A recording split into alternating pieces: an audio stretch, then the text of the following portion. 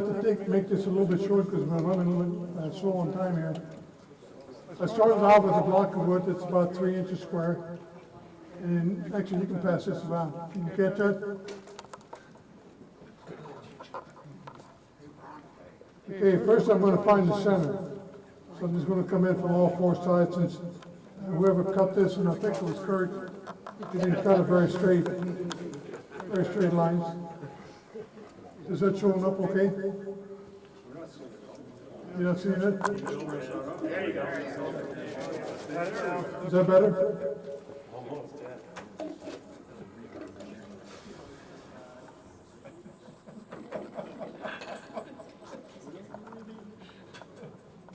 And now do the other side. You can do this with the round piece of wood, but it's a little more difficult, but you certainly can do it. Let's move this down a little bit.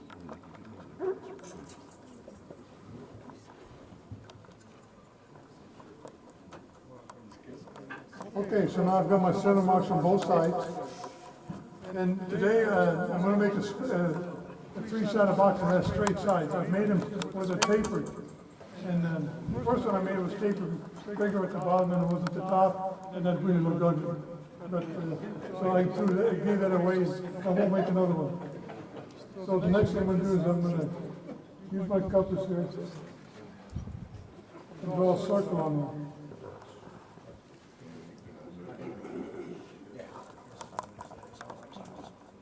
Is that showing up okay?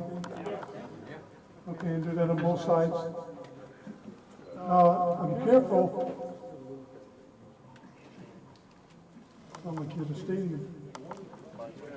I'm careful to stay just inside the piece of wood here.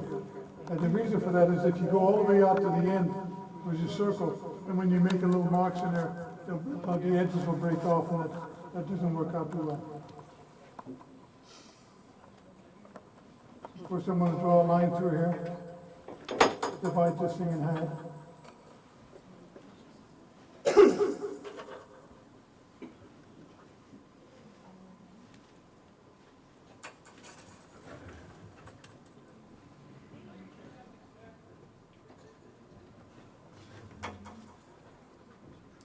For everybody, the layouts for this is in both in this week or this month's newsletter, and it's on the web page. So if you would need the layout for it later on there, you can look there for the resources. Okay, so now I've got my marks, and to get a 3-sided box, I need to divide this circle into 6 sections. So I'm using the radius. I think it's got knuckle problem. We turn it down, we don't get anything. Now, there's probably some engineers in this group that'll tell you that that's not exactly accurate, but it's close enough for wood terms. What do you English say, spot on? That's correct. Yeah.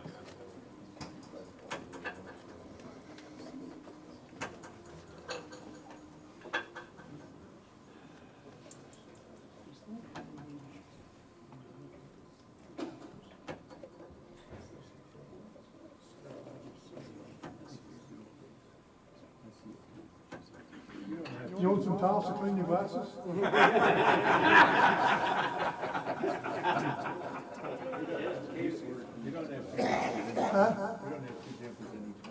No, well, there's one of them, but it wasn't very accurate. We're seeing double images on this. No, they're not. There's one that went around, they didn't have double, so. And the reason for putting the dimples in, it's a lot easier to be a little more accurate.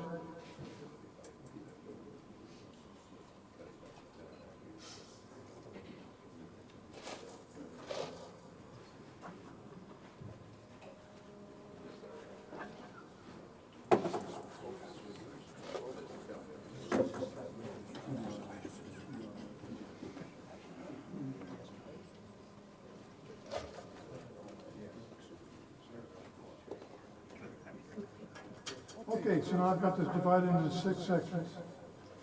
So now I'm going to pick my radius points for the offset. And you need to come in about 1/2 inch to 5/8 can you see that on each side?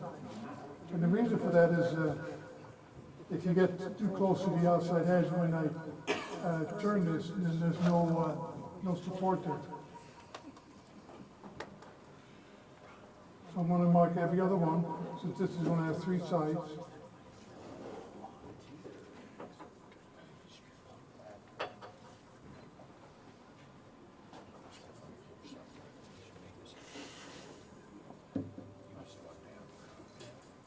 Just make sure that I got this right, okay. So then I'll punch these marks again.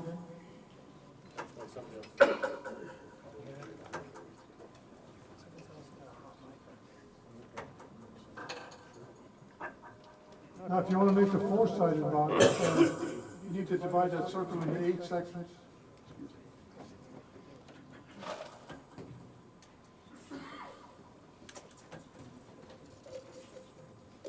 Does someone else in here have another microphone on? I don't know, we're getting the feedback and we can hear other people talking. Maybe it's people next door complaining about the parking meters. Complaining about us.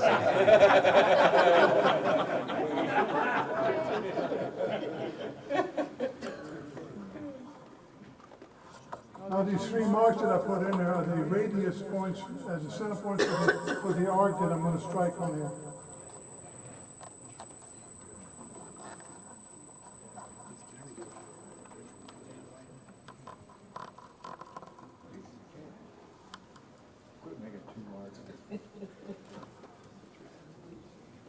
Well, my eyes don't know what they used to be, so I had to mark it up like that. It ain't you, it's just TV screen.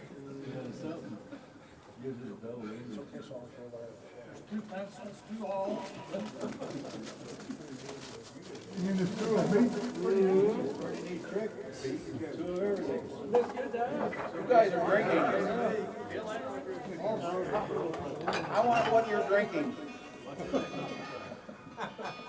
You'll never tell. Okay, first I'm going to turn this thing round.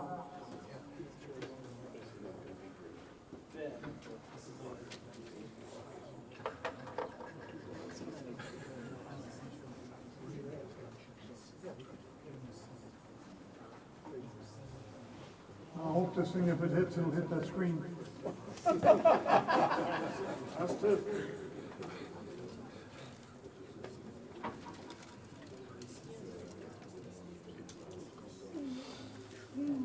Now I want to turn a nice round circle, and so I'm going to line up my tool rest with the edge of the beveled blade, so that I got a nice parallel cut here.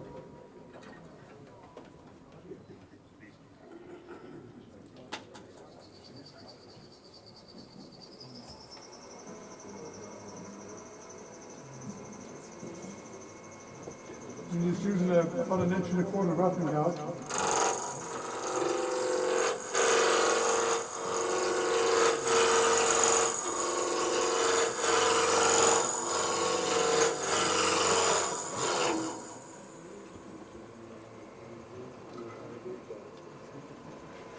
And also, I'm using a 1/2 inch spur drive and a 1/2 inch tail center, and they both have the little teeth in it, they're the step centers and step drive. You could probably try this with a small, 4-prong drive, but it'd have to be a real small one. Lost your volume. You lost your volume? Lost the echo. Trying to get rid of the echo, guys.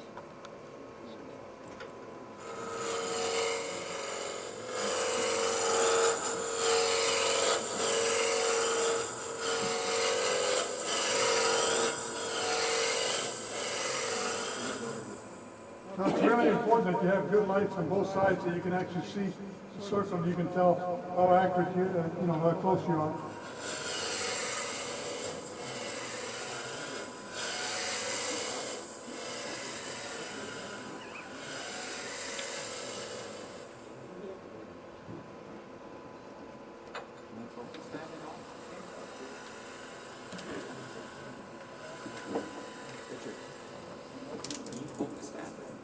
Can you focus that overhead camera? Nope. That's it. That's it? That's it. You okay? Okay, so now, once I've turned this out to a circle, it just basically make this round and get rid of the square corners. Now I'm going to start cutting the 3 radiuses.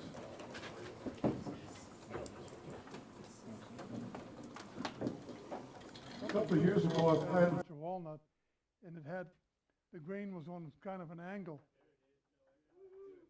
The grain was on a steep angle. So what I did is I laid it out so that when I made my cut, the sides were, not parallel, looked like it had a twist to it. The only bad thing is it only works on the one side. The other side just the opposite, but it does really, it's quite interesting.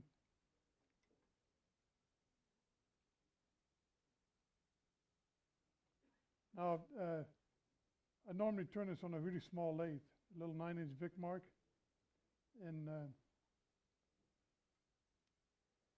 I turn it relatively fast. On this big one, we ought to probably go at least 3,600.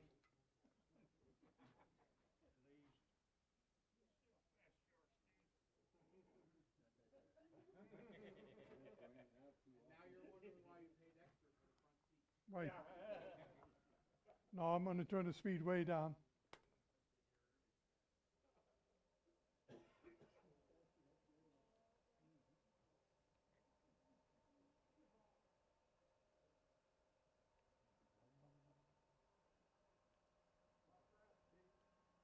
About that fast. What does that say on there? 4,500.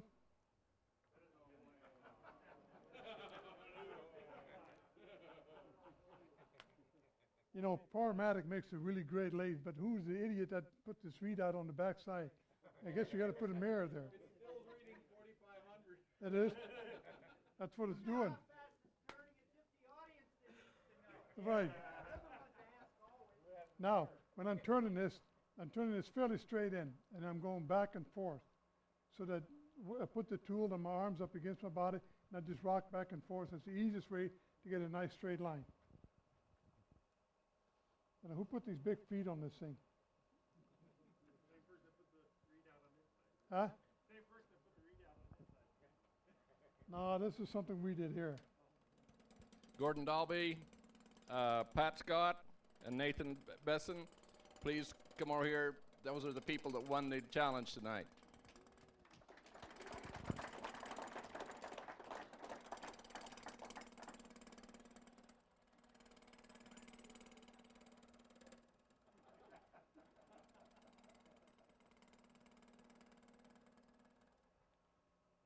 As you can see by this pencil line how close I am to the, that won't show on it, will it?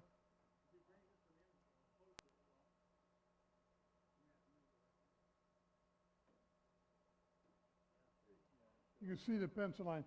And you really need good light from both sides so you can tell on both sides.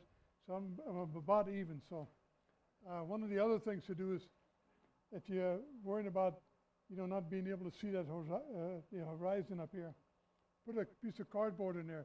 But if I did, you wouldn't be able to see anything. So I left that at home.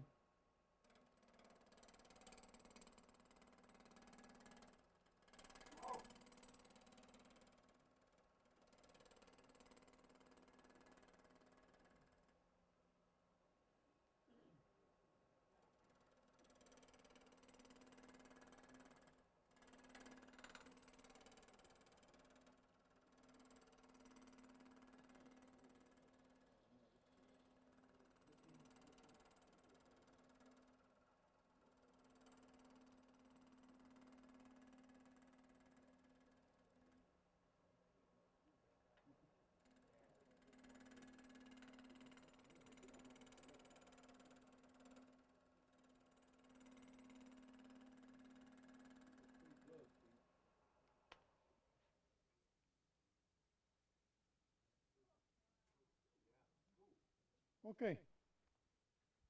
Now, like I say, as you notice that this thing came with a handle about this big. And I don't know who the idiot was that did it. Obviously it wasn't a turner. Because, what are you going to do with a great big handle like this? So I cut it off. In fact, the matter, if this tang wasn't so sharp, I'd just take the handle off and would, just hold the tool. The only bad thing is if you get a kickback, that does raise heck with your stomach. So when when you turn, you keep the tool handle on your side, so that if anything happens, it's just going to kick back and, without ending up with a big bellyache.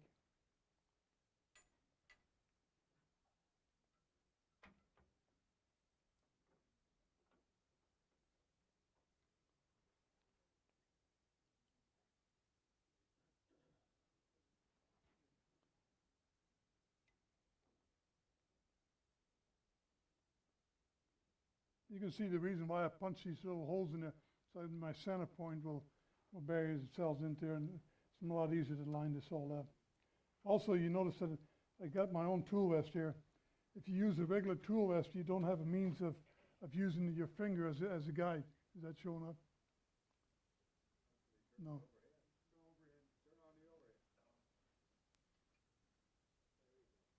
So I'm using my finger as a guide for a depth gauge, so I can go back and forth and travel it nice and smooth. It's a lot easier than using the tool vest that comes with them, that's just on an angle like this. And I'm not pushing this particular type of tool vest, but I've got about 3 or 4 of them. I love them. They're really nice.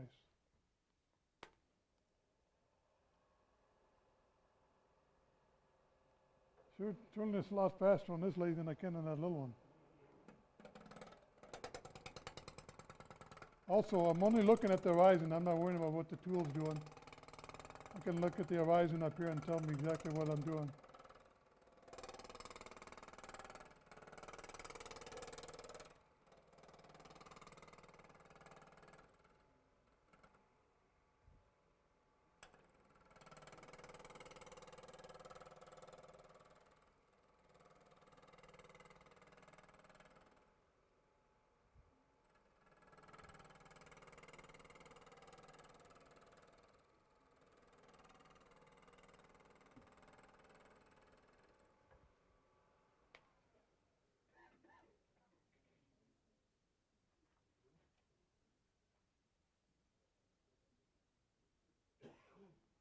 Okay, that looks okay. Now we'll swing the third radius.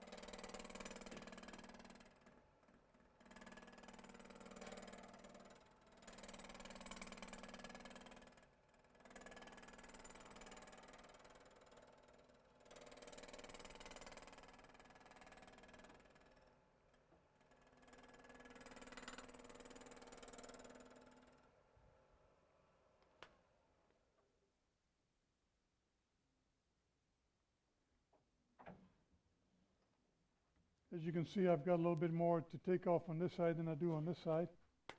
So I'll compensate for that.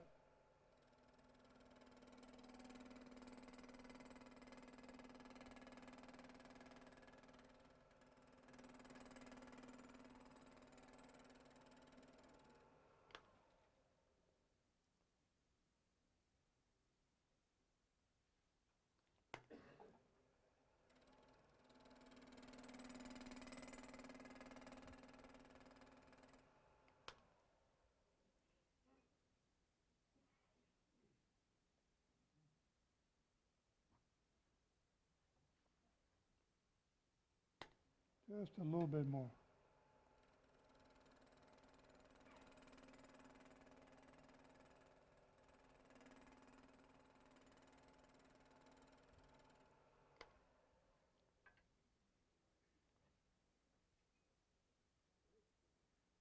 Okay, that looks pretty good. Now I'm going to show you just how I start sanding this. I won't sand it all the way.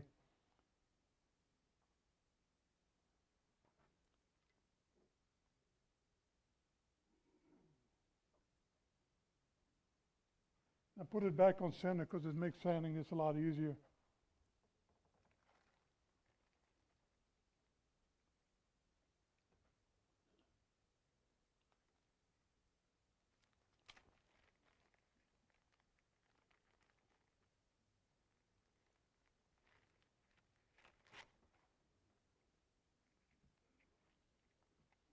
So I start by sanding this, and you have to be careful that you leave this sharp edge here, that you don't sand that away. Because with all these little lines in it, you really need to start sanding that with about 80 grit. And if you roll this over, it's going to take these edges off.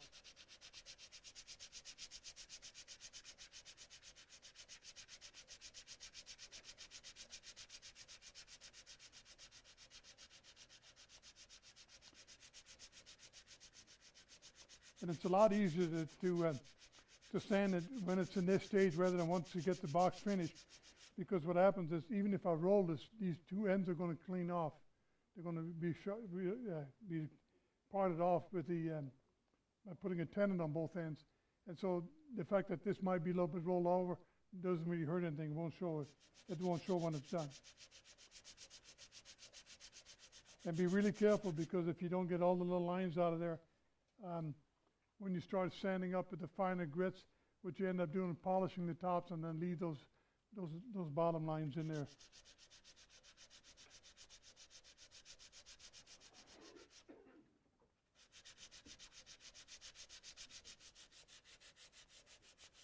You can see the little lines in there.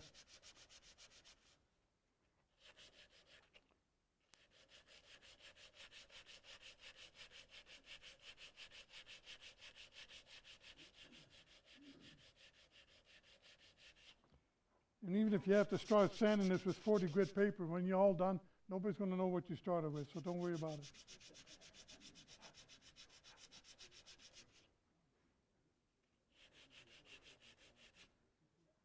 Then, of course, you want to sand all three sides.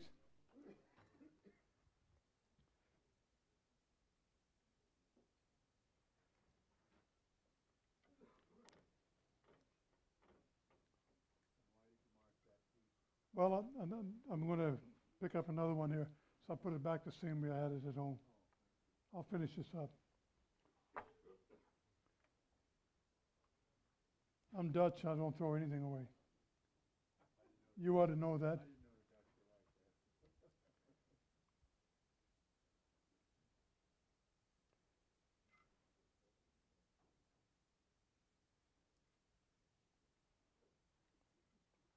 So I've got one here that's sanded up to 400, and it probably could have been sanded a little bit better. You can see there's still some small lines in there.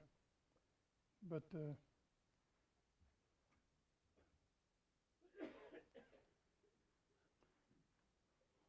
for demo, that's good enough.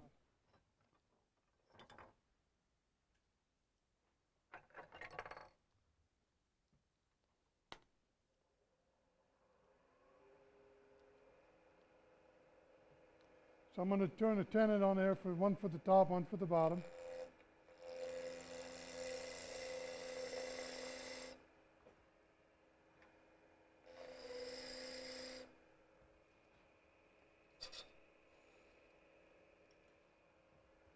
I usually make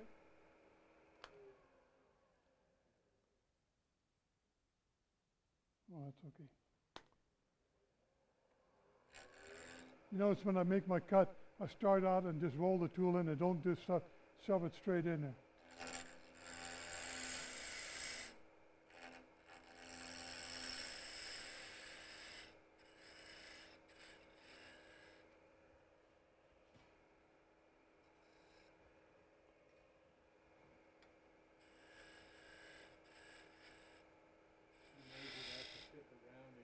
Right, this, I had this thing set. Here's another good use for super glue. You know, once you get this set to the diameter of your chuck, you put some glue in there, and it'll always be right.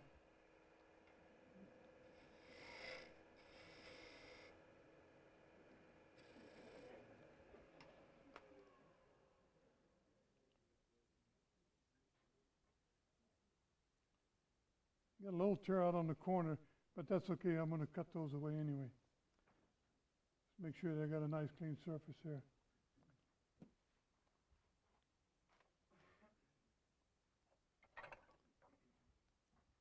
I'm going to dome the top a little bit, so that 1/3 is going to be a little bit different from what you might think. So I'm going to make my parting cut right in here.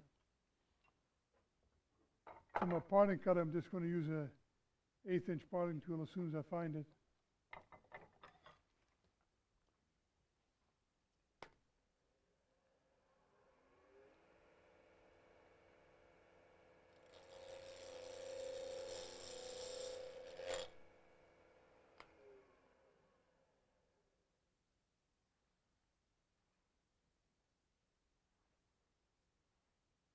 Holy smokes, I really tore that up.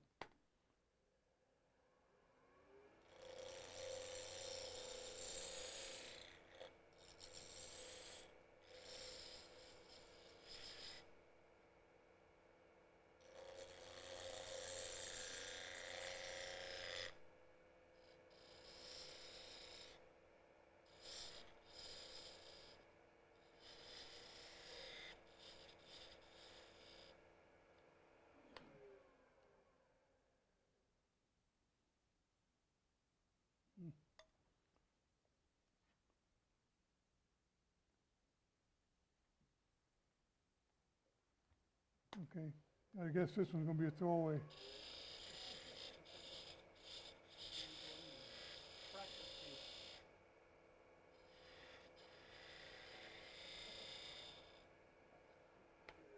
I used to have a wood stove in my shop, and that, all my ornamental firewood went in there. Not too late to make a six-sided box. No, because you have to leave these three sides. Well, actually, the little round box that was in the raffle, that started life as a four-sided box.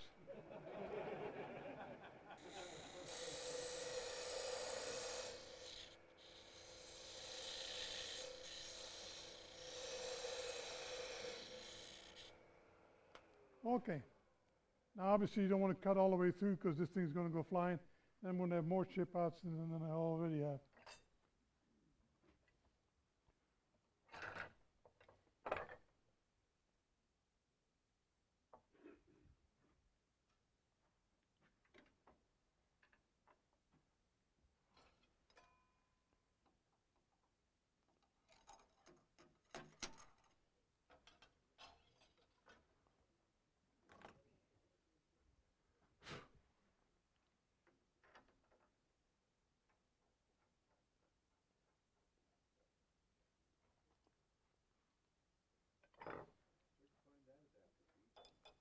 Grass supply.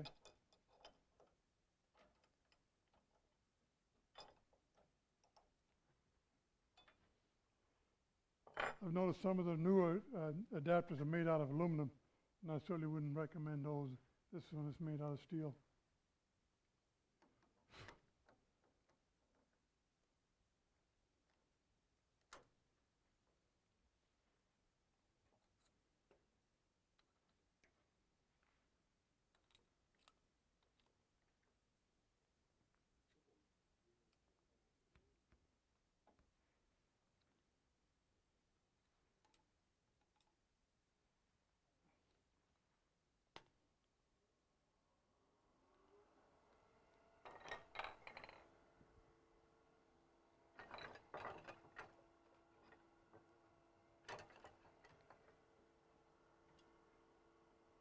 Most of you know you never move your tool rest when the laser's running.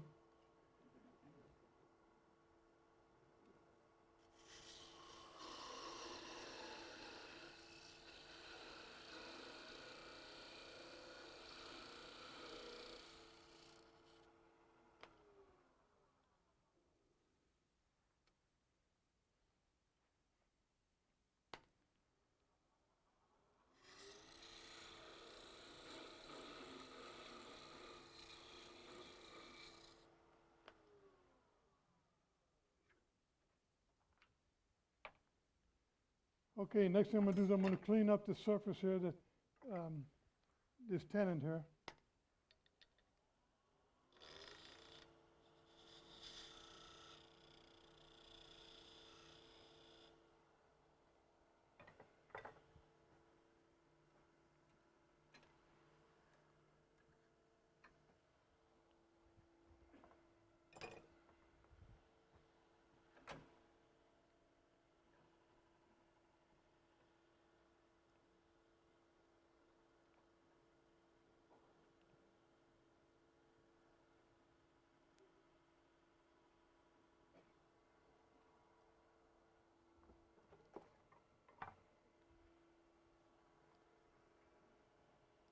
Okay, I'm going to hollow this out. I'm going to drill a hole, and this is a modified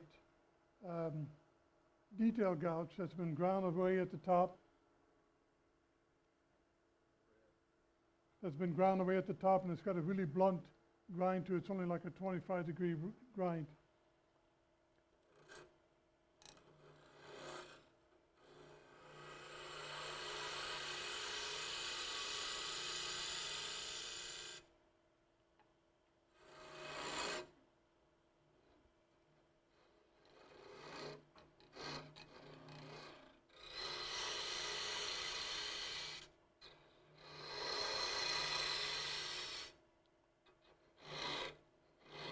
Oops, I better get my depth gauge here set so that I don't end up with a big napkin ring.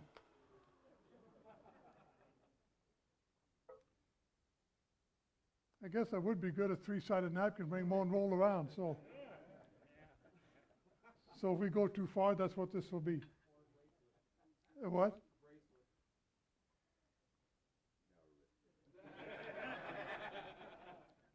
I don't think I'm going to wear a bracelet.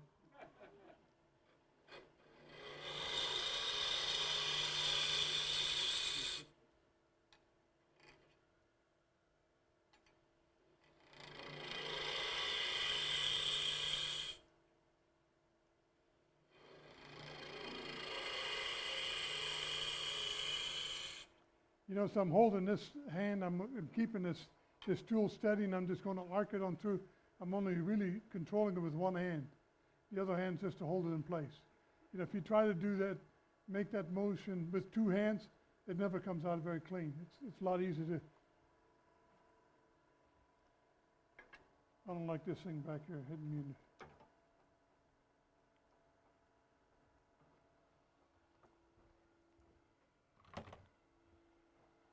If you get hit this back, you'll find out why they call that a crazy bone.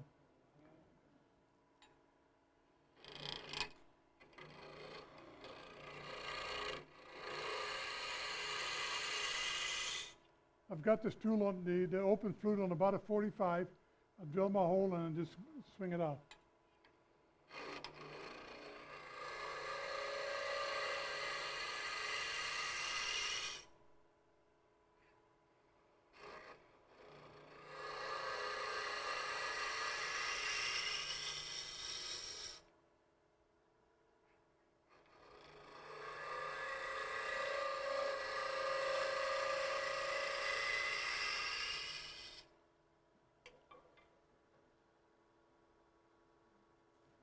Got about a ½ inch to go.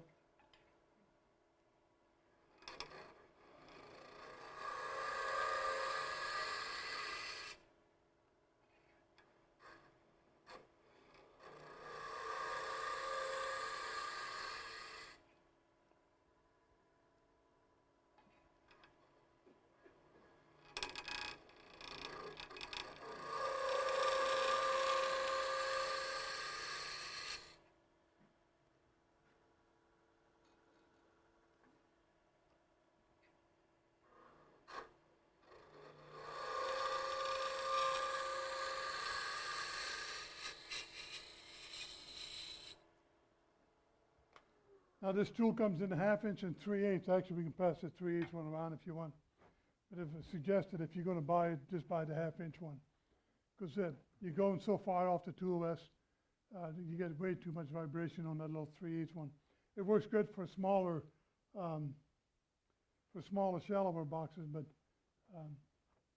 for the deeper boxes, this works much better. Now I like to turn the inside of the box with a radius in it. And there's a couple of reasons for that. Number one, give me one of these boxes, will you? Steve, why did you grind the top edge of that?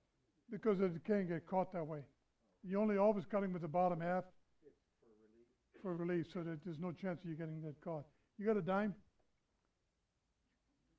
You're going back a long way, Steve. Huh? You're going back a long way. Could you spare a dime? The reason I put a round bottom in it, if there's something in it, you can just take it out. If you make a square bottom, it's really hard to get it out. Also, you ever try sanding down into a corner? That's really difficult. Thanks for the dime, by the way.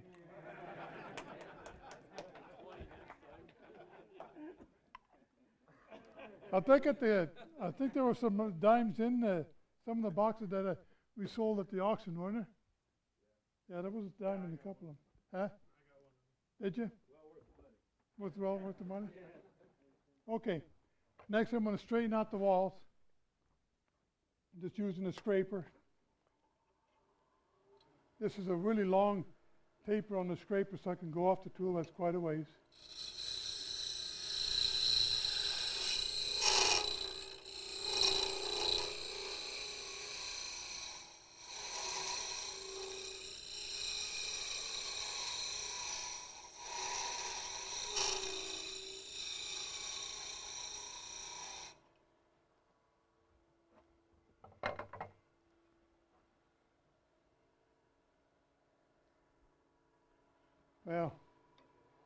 Well, at home I have a light that I can shine right down in there.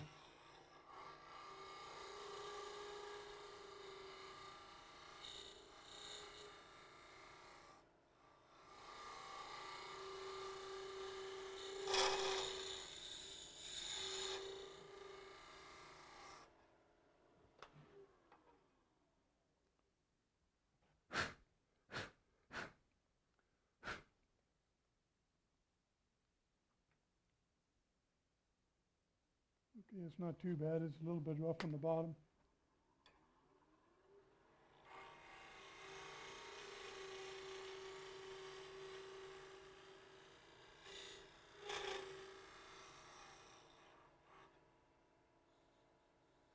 That's better.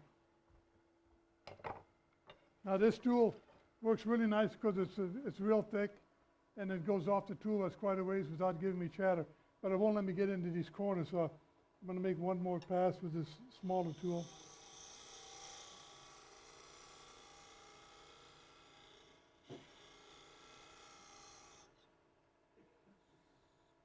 Because after a really nice smooth transition, you don't want to go down and then get bigger or make a step in there.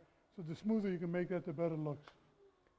Because I'm a real firm believer that when you open up a box, you shouldn't be disappointed as what's on the inside.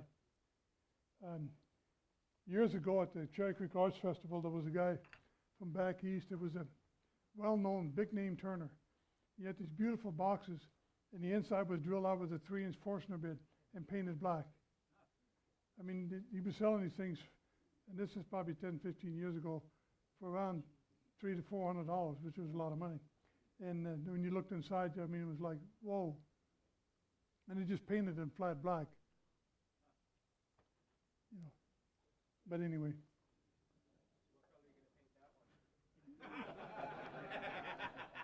I'm going to paint this one on a bandsaw. Okay.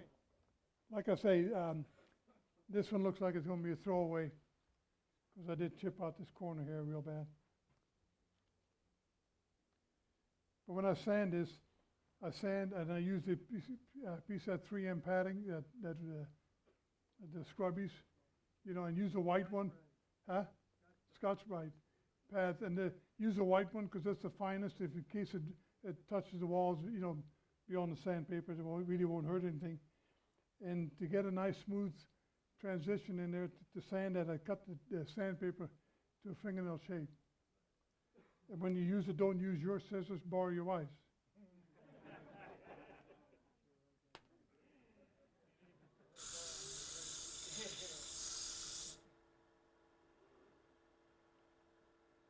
The other thing with colored Scotch-Brite is that if it gets too hot, it'll melt and transfer the color.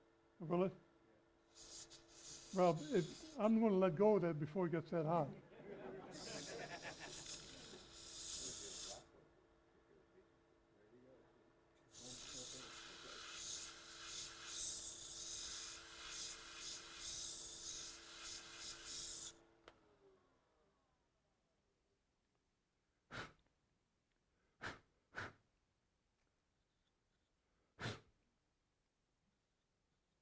Okay, and I started out with 80 grit, and then I was sanding this up to 4 to 600, depending what kind of wood it is. Be really careful if you use an exotic wood that you slow the lathe down quite a bit so that you don't generate any heat because it'll check the ends. And on this cherry, it's no big deal. But like I say, so I won't sand this all the way through. Then the next thing I do is once I've got this sanded, I'd put a coat of sealer in there. And I use lacquer sanding sealer and lacquer thinner diluted half and half. And then I wipe it in there and brush the extra off. And that's my base coat for almost everything except for food items. And then my finish coat would be the Sam Maloof poly oil. I don't think they sell it up here. In fact, I think it's the only place you can, but any kind of a wipe on oil. The only thing you have to be careful of is make sure that the solvents have evaporated off, because if the solvents are still coming through that oil finish, you're going to have an ugly mess. And the reason I know that, I've done that several times. Also, I used to like to wax the inside of my boxes, and I made the mistake of waxing over that sanding sealer, and that makes a really ugly white mess in there, and it's hard to sand out. But anyway, so don't do that.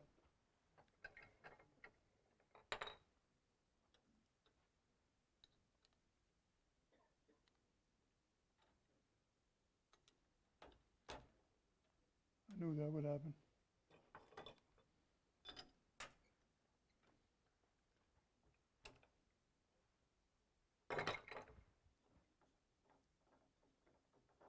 Make sure you get your hand under that chuck. Don't try to spin that off and then catch it. It's not going to be real good on your hands. Also, when you pick it up, don't pick it up with the wood, because it can pop out of there.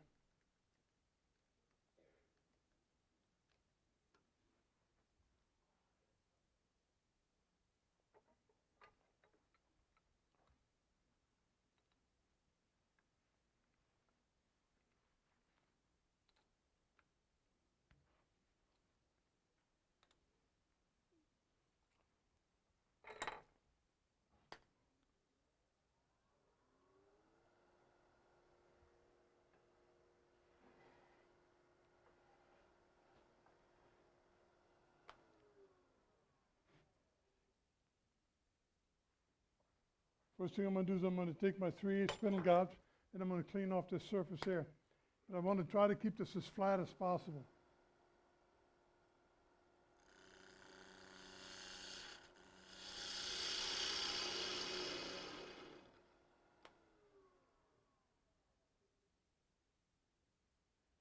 I learned a long time ago, don't grab this thing slows down on the power, don't grab a hold of that hand wheel.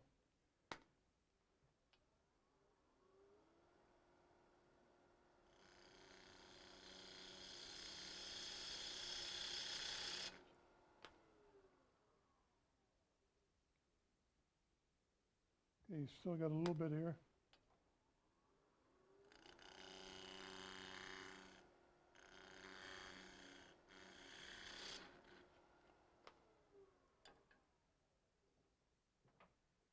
Okay, that's reasonable. So next thing we're going to do is we're going to transfer the size of that tenon to this lid so I can make a slip fit on it.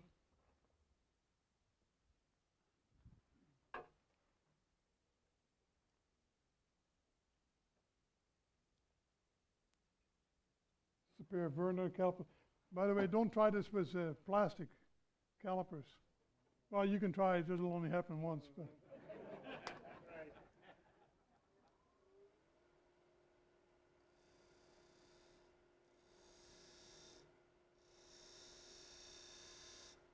okay, what I'm doing is I'm holding up it, judging where I think it should go, and I'm going to let this left-hand side touch, and then the line will appear underneath this right side.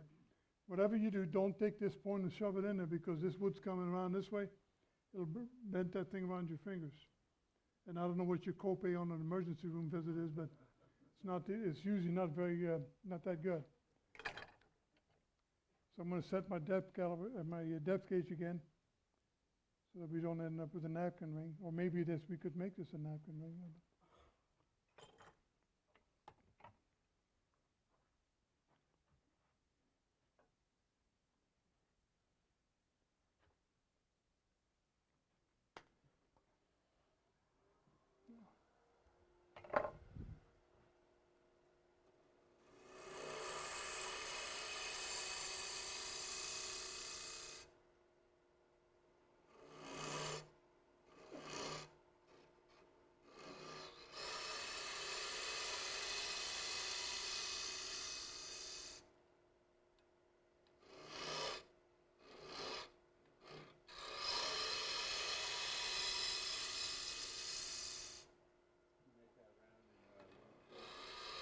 What's that? Right. I'm gonna dome the outside, so I wanna dome the inside too.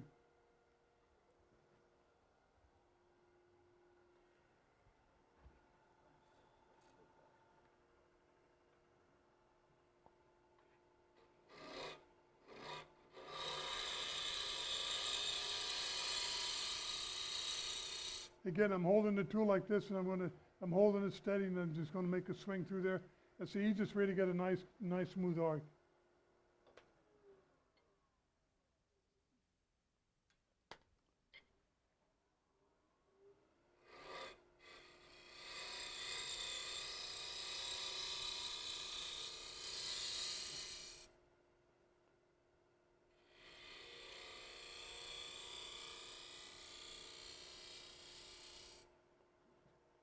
Okay, I like to do a little decorating on the inside.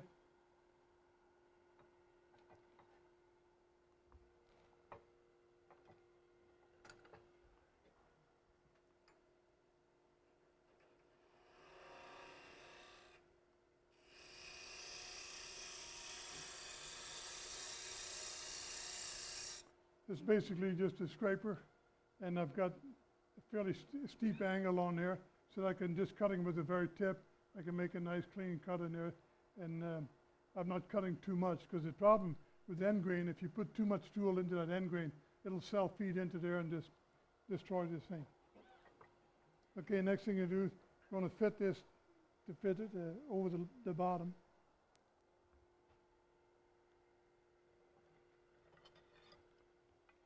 And you can pass this tool around if you want to. I won't throw that at you. I'm going to try to make a straight cut, because the straighter you make it, the easier it is to get a nice fit on this.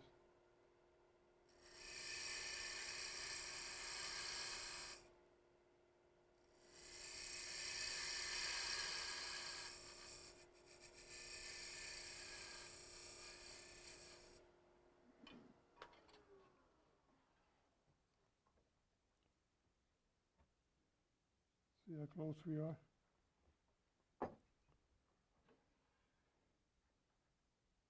Usually it's over close for close. Oops, we went too far. It doesn't take much.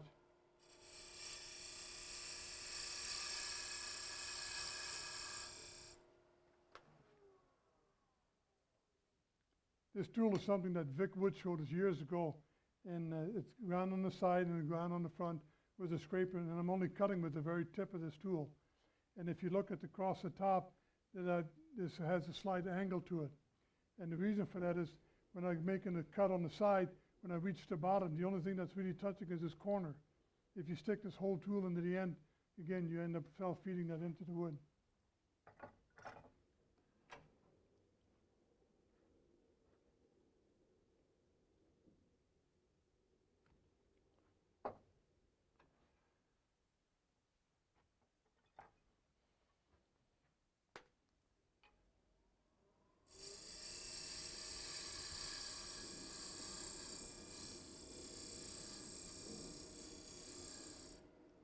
And the reason for grinding this straight on the side here, so it's running parallel with the tool. So when I'm going across here, I can line it up with the bed of the lathe, and I know I'm going in there straight.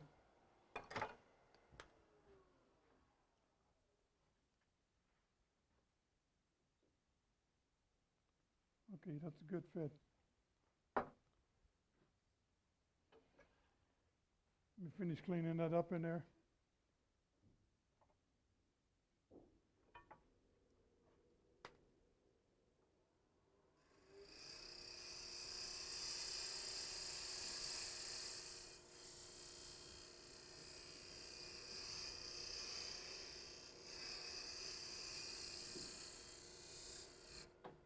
Okay, I'm going to put a little raised bead on the inside.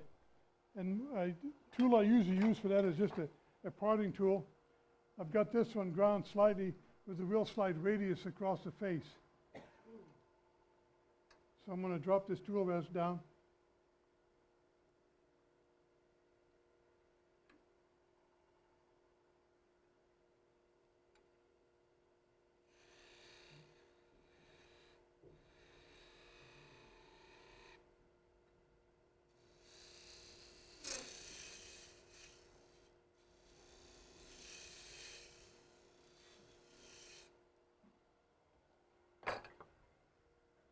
we'll blend this back together.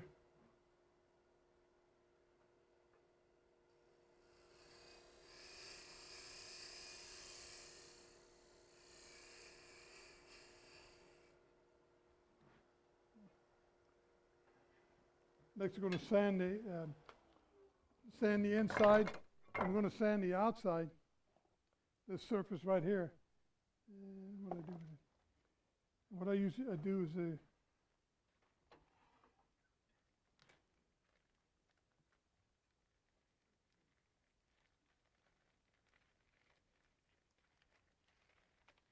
I think this is probably this is 150. I put a piece of wood inside this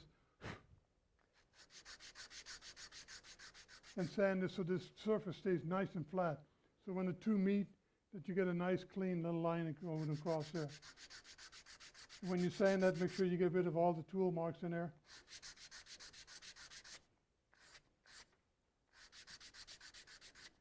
And then sand it with 400 or 600, whatever you sanded the rest of this with.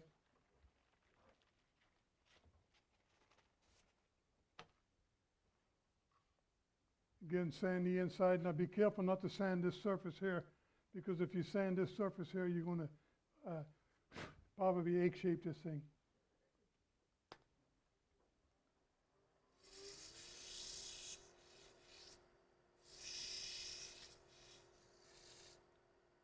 And then again, like I say, sand it up to 400. Try not to waste this little bead that you just created on the inside here. Does that show up on the camera? So make sure that that stays nice.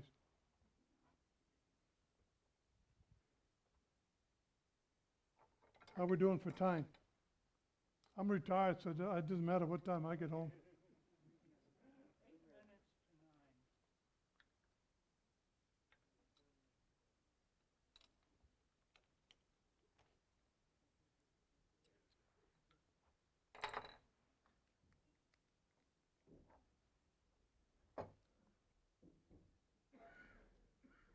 You know, my watch got a little button on the side. I could make it say whatever time I want it to say.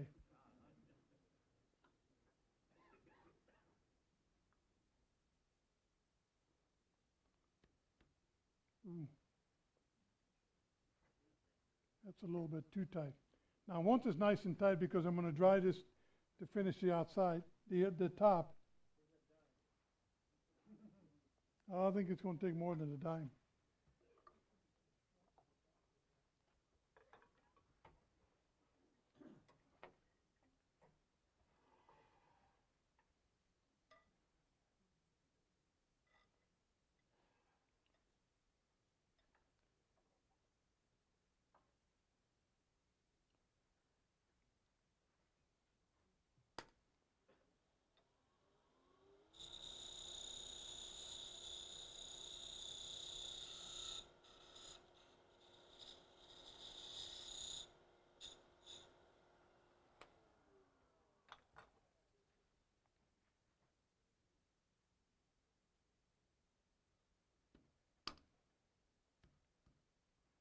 I may need to borrow that dime to get this off.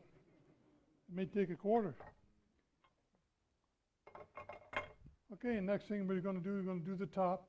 Now, if you have a loose fit on this, then I would put my tail center up here to support that. But this is fairly tight, and like I say, it's going to be a throwaway anyway.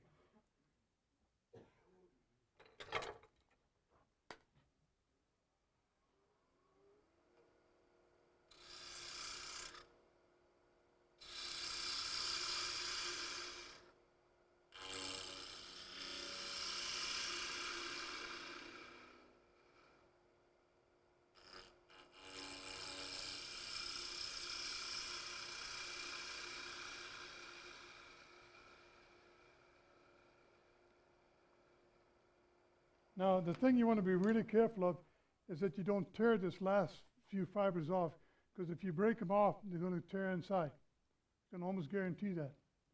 And so I got this little nub here that'll probably sand right off.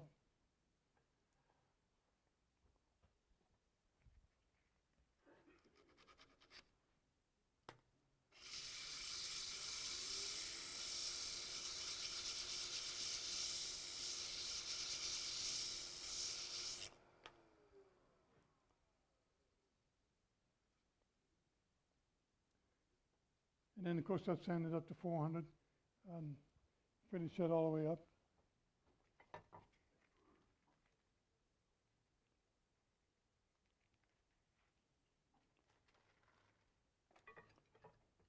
You notice when I cut the part of this off, I used a metal cutting blade for a sawzall. Make sure you grind the teeth away, of course, and then grind this. This gives you a nice, really thin cut, so it loses little of the grain alignment as possible.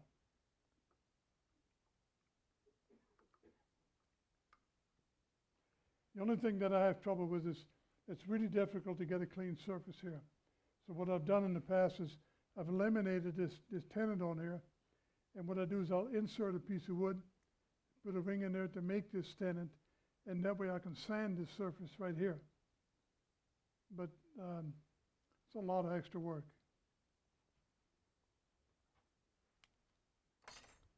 Now obviously this is a little too tight for your normal fit, so I'm going to reduce this in size a little bit.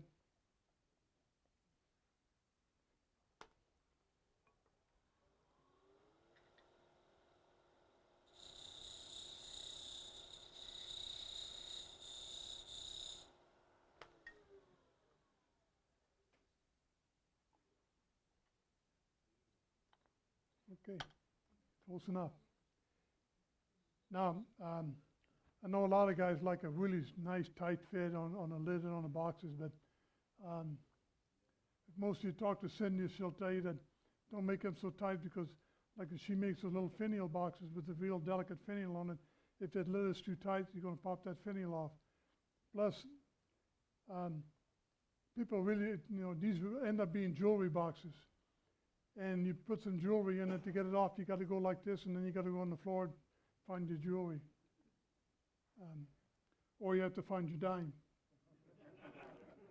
So, keep it reasonable. You want a decent fit, but you don't want it so tight that it's hard to get off.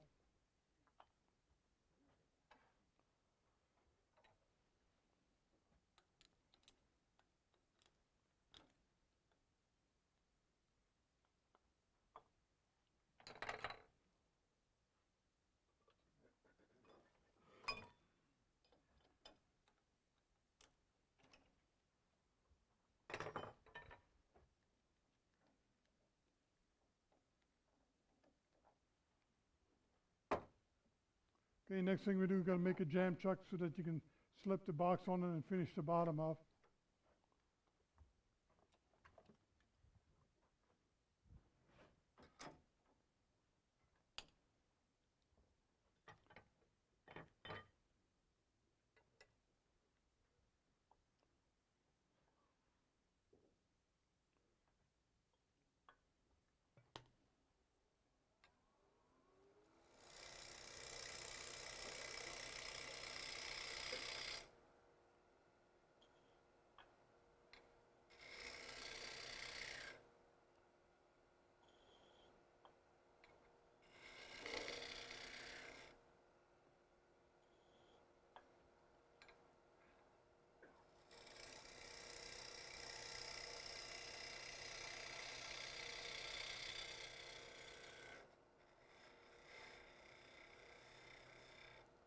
Put a little taper on this.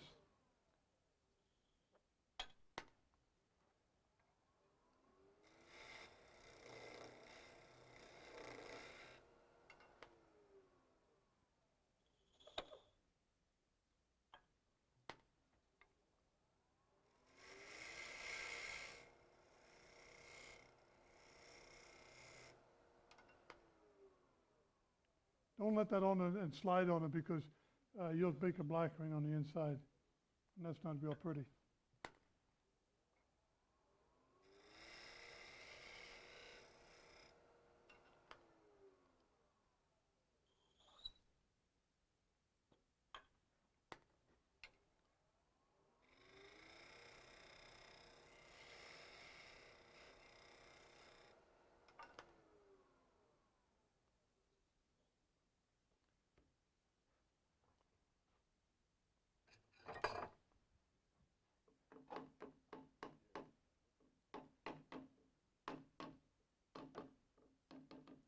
Be sure you use a small hammer, don't use the 3-pound sledge.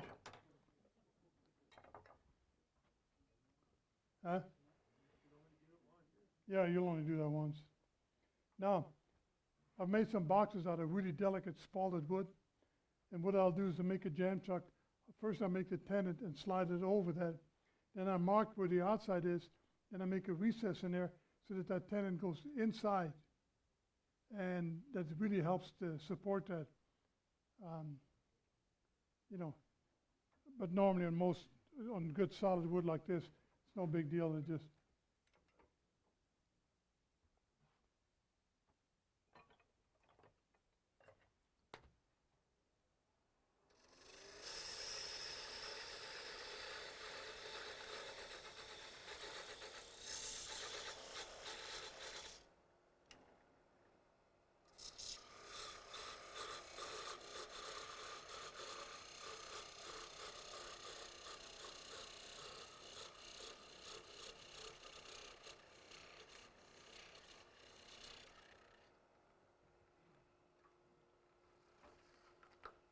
Anybody wants a wooden nickel? Actually, that might be $1. Huh? In exchange for the dime, exactly.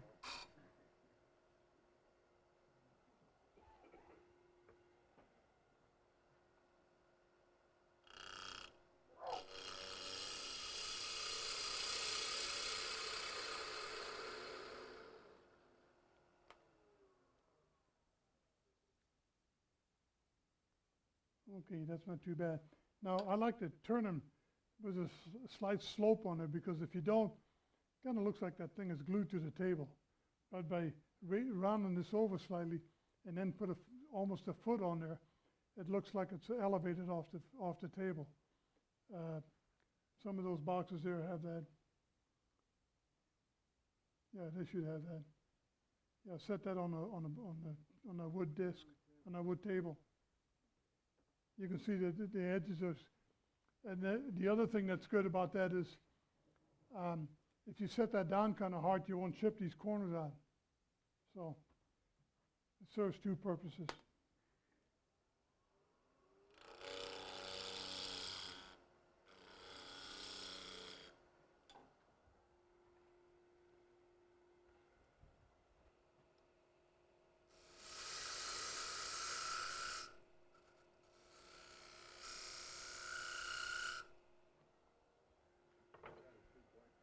Yeah. No, don't catch that.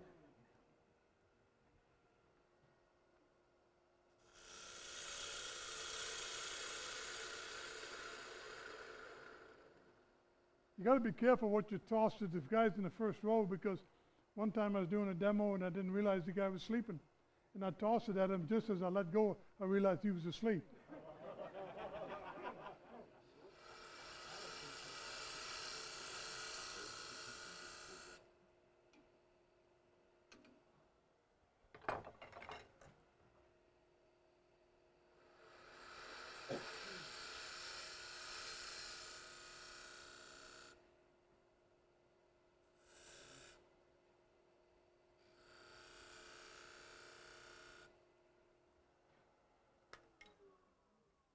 Make sure the center point is lower than yeah, it is. So then I would sand this, and like I say, you know, put a little detail on the bottom and decorate it, because everybody's going to turn it over. They're going to look for a name, but they don't know who the heck that is anyway. But they're going to look for a name, and when they do, you don't want them to be disappointed. So the bottom should be finished just as well as anything else. So once you got that done, just get it sanded, put another coat of finish on it, and away you go.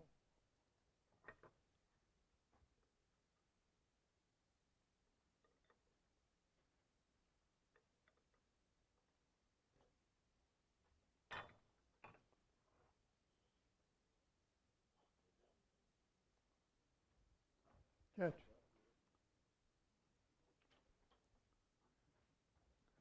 Any questions? Like I say, you can make them three-sided. The three-sided is the most dramatic. I've made them 3, 4, and 6. six-sided, it kind of looks like you did a poor job sanding. I mean, it really doesn't look, the three-sided, I think, they look the most dramatic. I mean, you get those nice sharp points in there. I think it looks a lot better than a six-sided. You can put a twist to them. There's just a lot of things you can do with this, and as you can see, it doesn't require any special equipment.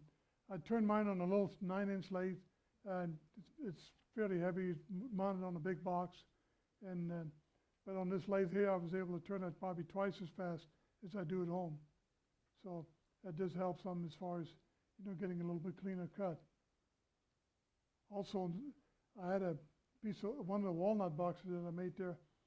That's kind of a wild grain to it, and I made it cut one way and then cut back the other way. And the trouble I found is that when I cut in the one direction, I get a lot of tear out. And so what I did is I made sure that all my cuts were in one direction, which I normally wouldn't do. Normally I'd just go back and forth. But like I say, they're kind of a fun thing to play with. I've also got some two-sided boxes, and if you want to look at them while I'm packing up my stuff, you're certainly welcome to. And if you notice that some of those are laminated together, and the end grain is book matched. I take a piece of wood, cut it in half, and then fold it back together, and then line the grain up so that you get a nice repeat pattern in there. Did one with an inlay. Who won the box in the raffle? Nobody? Nobody that went to it? I thought Kurt did. Huh? You didn't do it? We'll do it next time. Yeah. Okay. Let's give Pete a big hand.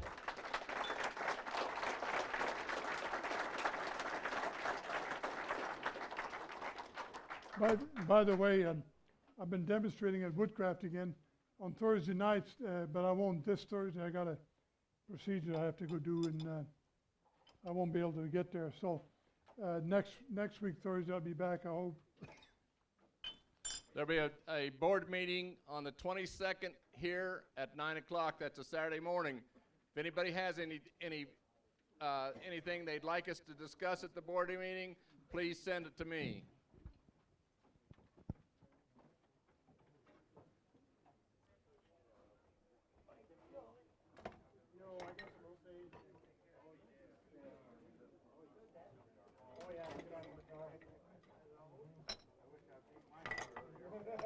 That's why.